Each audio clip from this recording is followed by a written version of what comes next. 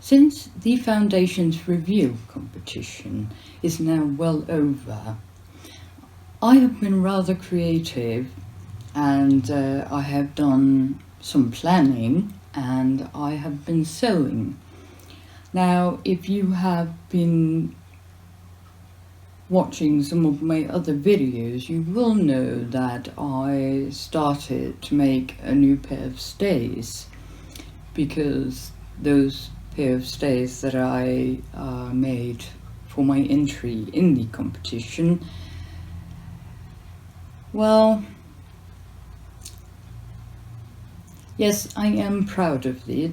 I am proud that I actually managed to make a pair of stays, and that I was able to submit them to the competition before the deadline. But I have just gotten such negative feeling towards those reeds that I use, that I don't really know what I am to think about them, and that's why I am making a new pair of stays. And this time I am using zip ties, cable ties. If you have seen the video where I am in two minds about what I am going to do, because I traced out all the boning channels on the inside, you will know that I was thinking about maybe I should just do running stitches so that I could see where I planned to, or where I had drawn all the lines for the boning. I have begun to do that to the front pieces, and I'm thinking that is the way that I will be making them. Now, the Foundation's reveal competition had the theme Once Upon a Time, and as you may or may not know, I chose to do a garment, my pair of stays, that would be inspired by The Little Mermaid by Hans Christian Andersen. Since then, I must say it really sparked my creativity, because I am actually making an entire outfit for the Little Mermaid as I see her. I must admit that I have altered the story quite a lot. I have made her a more independent woman. I do love the story about the Little Mermaid, and I have just recently discovered a animated movie where it is very much following the story of the fairy tale. That was actually quite surprising. That sparked some other ideas for garments, but that will have to wait till later. But what I wanted to do with the Little Mermaid is that I would like to make her a working woman in the 18th century.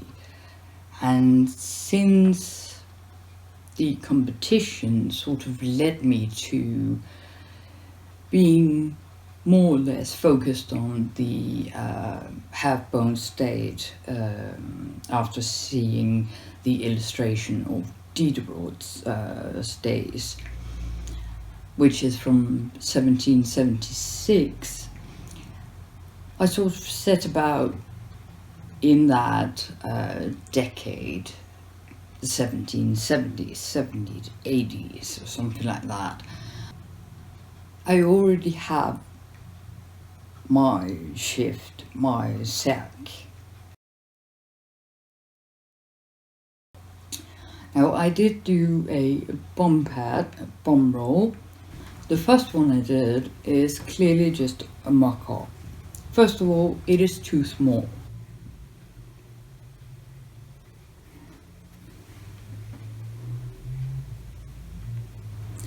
The fabric, which was an old bed sheet, is quite sheer, so you can see all of the coleslaw that I used for stuffing. Waist ties I sewed on afterwards. I had sewn it all together because I forgot to put those inside before I sewed it, so clearly it's a mock-up. I did do another bomb roll in the April Fool's fabric that I participated in. It was more just for fun because I had this fabric with these pigs on it wearing sunglasses. I thought it was quite funny. Of course, I can use it, but I did make another one in some a bit thicker fabric, and the stuffing is white or a very light colored fabric that I cut into coleslaw. And yes, I did remember to put the waist ties into it. It is not as wide as my mock-up, it is longer than my mock-up, which I am very glad.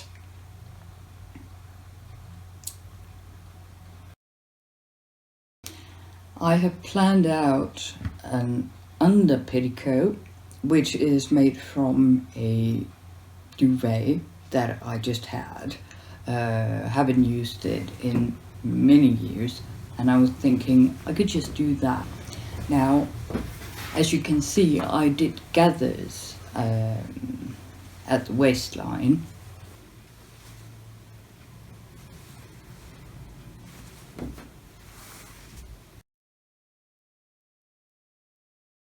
Now, I did see in SnappyDragons video that you shorten the skirt at the waist as opposed to the hem when you are exploring or making 18th century clothes. So I just figured I can just, you know, do the hem. I actually think that this was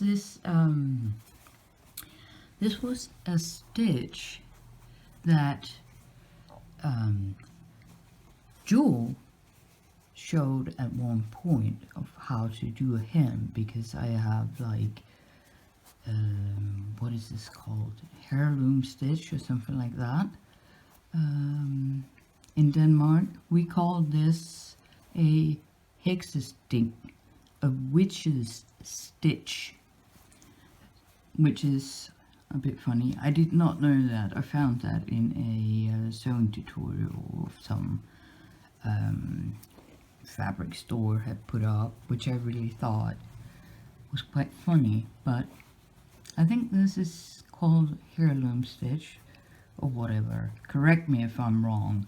I am still learning, and I just watch so much. I mean, right now I'm just binge watching Noel's of Costume Dramas videos right from the beginning. I've done that since the last couple of days of Easter.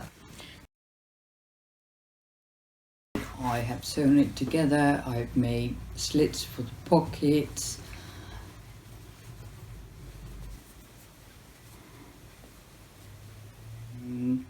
But I am thinking about taking the gathers out and instead pleating it to try and learn how to actually pleat a petticoat.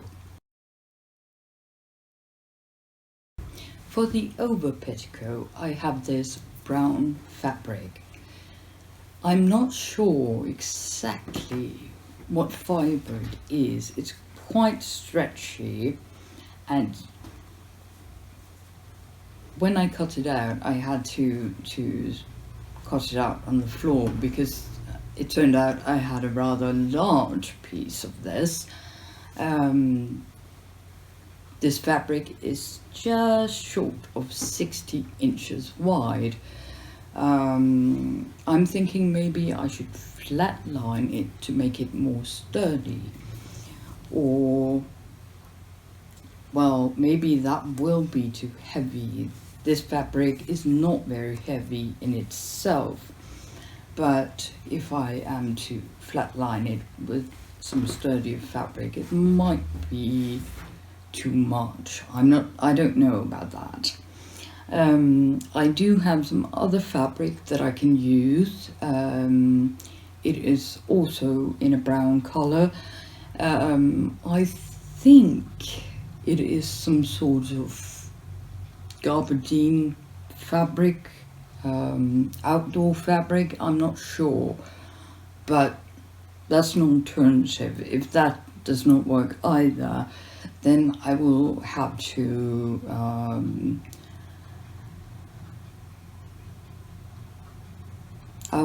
try and see what else I have that maybe I could use this use instead. If I choose not to use the brown fabric for the over petticoat, I do have this green fabric. It was sold from a private person as fabric suitable for curtains.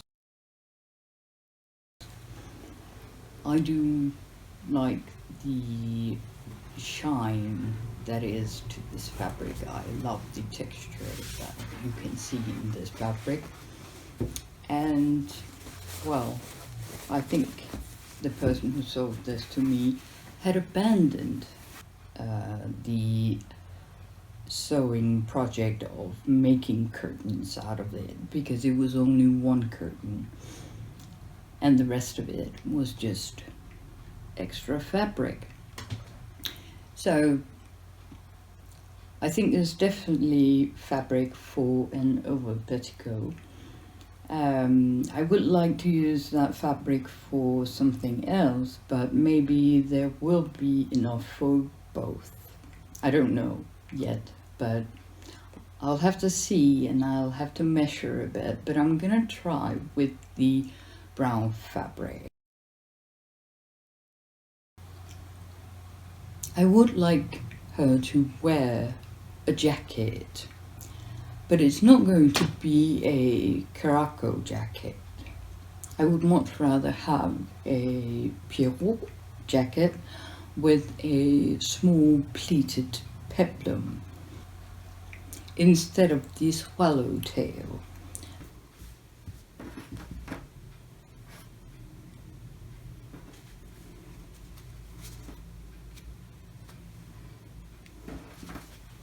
So I went to the National Museum of Copenhagen, of Denmark, which is in Copenhagen, and I started looking around on all these lovely pieces of clothes that they have from 18th century, and I found one like this. I will link to this down below. This is a caraco from 1780s. And they have these This is the front piece and this is the back piece. So here in the back piece, of course they make these pleats. I cannot remember what they are called in English. In Danish we call these Adrienne pleats. And here we can see there's extended a piece here. So I was trying to look at this and I was a little confused. Then I found they have this absolutely gorgeous wedding dress from 1766, which I will also link down below. And here they have the back piece where you get these pleats in to make a narrow. This is the middle of the back seam. And they have this extended, which you have to make a lot with these letters and everything. It's a bit complicated because I didn't really understand it. And this is the front piece, this piece of trim or something like that. Now it's the front piece, very small front piece, so that you sort of get depleted in the back. And I went back and forth. This is another one, and I was like, what am I going to do?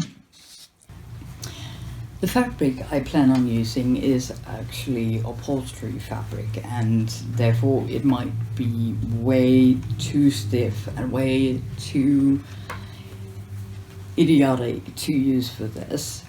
If I decide it is not worth the attempt to try it and make a jacket out of it, I do have some linen fabric that is also in a yellow color. Otherwise I do have some brown cotton fabric, but I don't know about that, because if I do succeed in making the over petticoat in a brown color, I think it would be a bit like a tone in a tone brown, and I would like to avoid that. I have made a pair of pockets, and I did line these pockets because the outer fabric was quite sheer. For the back side of the pocket, I just took some fabric I had in my stash. It is cotton fabric, and it was not wide enough. That's why I had to sew it together, and then on the inside I just sort of tacked the seams down.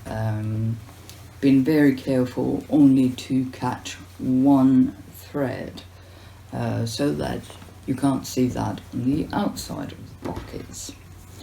The pockets are not attached to the drawstring. They can be taken off, they can be swifted in position and stuff like that. For the apron, I have just done an apron from bedsheet, and I did stroke gathering stitches, which I think was actually what the book by the American Duchess, 18th century dressmaking, said that you should use. I hope so. I put a very small tape on it. It is only 1 centimeter wide, and I would like that I had had something that was wider than that, but for now it's fine. One day I will probably get some linen fabric and some tape that is wider to make an apron, but right now this bedsheet apron will have to do. I hemmed the sides on the apron but not the bottom, because it is actually the hem from the bedsheet. So one row of hand stitching saved there.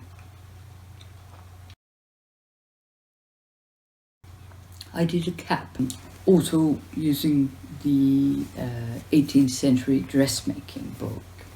Now,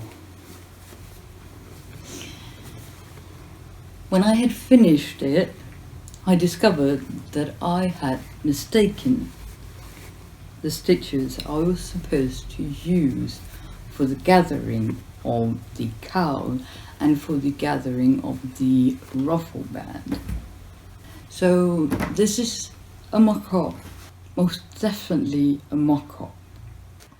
I used the stroked gathering stitch to gather up my ruffle and my cowl, and I should have used a whip gather, which obviously I was not paying attention. So this will definitely have to be a beginner's mistake attempt number 1. So I guess this is my mock-up, and I will have to do another one. So maybe I should just sit down and read the book one more time, or maybe I should just focus really hard on the different stitches of the 18th century. Well, I got this cape together, so I'm gonna try and see how it looks, and then it will be my mock-up number 1. Not nice.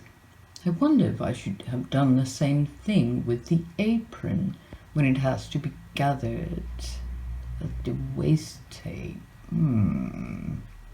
Oh no. Oh well. This is how you learn.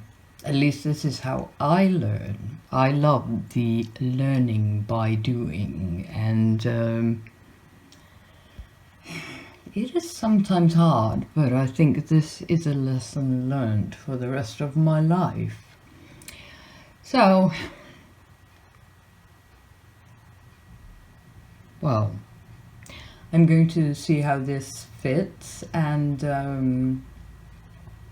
I need to starch it because it's not starched, but it's just some very fine sheer cotton fabric from a skirt in cotton. It's actually the lining from the skirt that I'm using.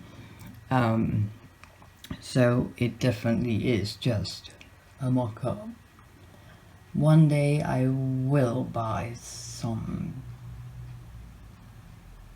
nicer fabric, but today is not that day. Because my cap that I made, and that I made wrong, has been deemed a mock-up, I'm going to use it as a test piece for experimenting with stash and how to starch it.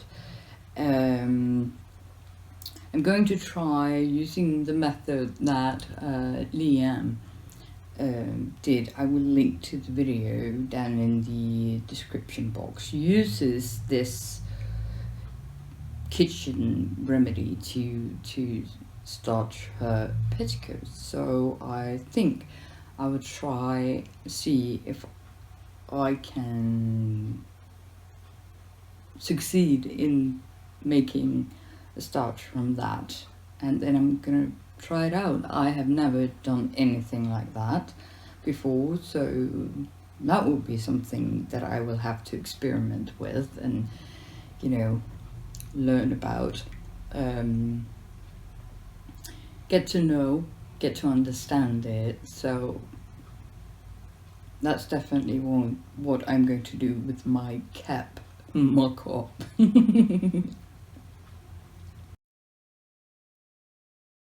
I also did a fichu or a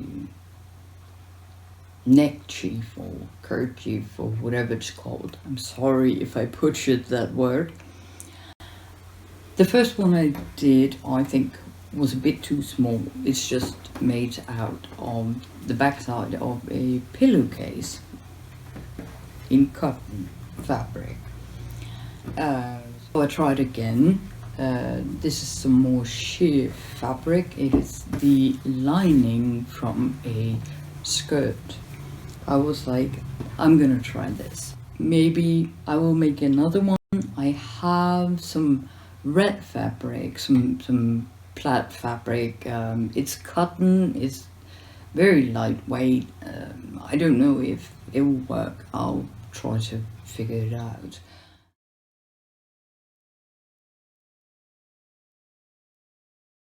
I came upon this striped fabric. It is like a sack. It feels a bit like fabric used for upholstery on, for example, a bench or something of the likes. It is not in its best condition. I found this at the second-hand store. It was in a bag where everything that was in the bag you could have for not very much money. And because there was some fabric in there that I thought, well, I would like to work with that, I bought the bag. And you know, you get all sorts of different fabrics when you buy a bag of mixed fabric. But I had an idea that maybe I could try to make a wallet, I think it was called. It's not that long ago that there was a sew-along that was hosted by Burnley and Turbridge, and I did not take part in that, but I did watch it, and I actually think I'm gonna try and use this fabric, because what else am I going to use it for? I'm gonna try use this striped fabric to make a bag, wallet thing. I can't remember the word. I'll just correct it. I'll put a word somewhere.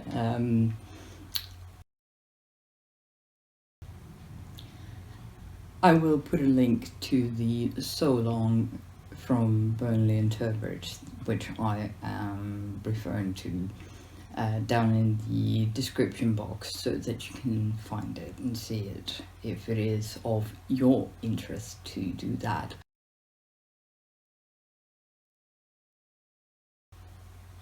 Now, because the cap that I made is doomed to be my mock-up, I am thinking about trying to make some starch out of some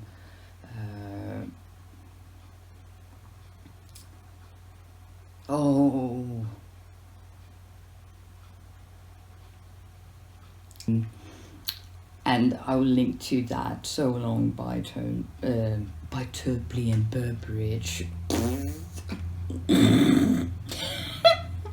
Oh my god. No.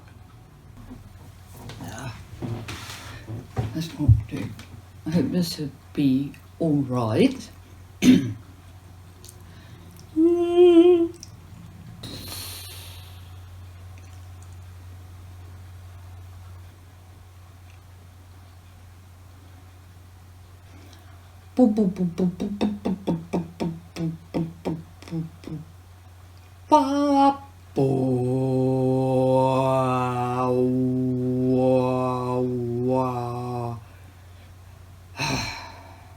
No, that's not what you're supposed to say. Can't you just skip that shit?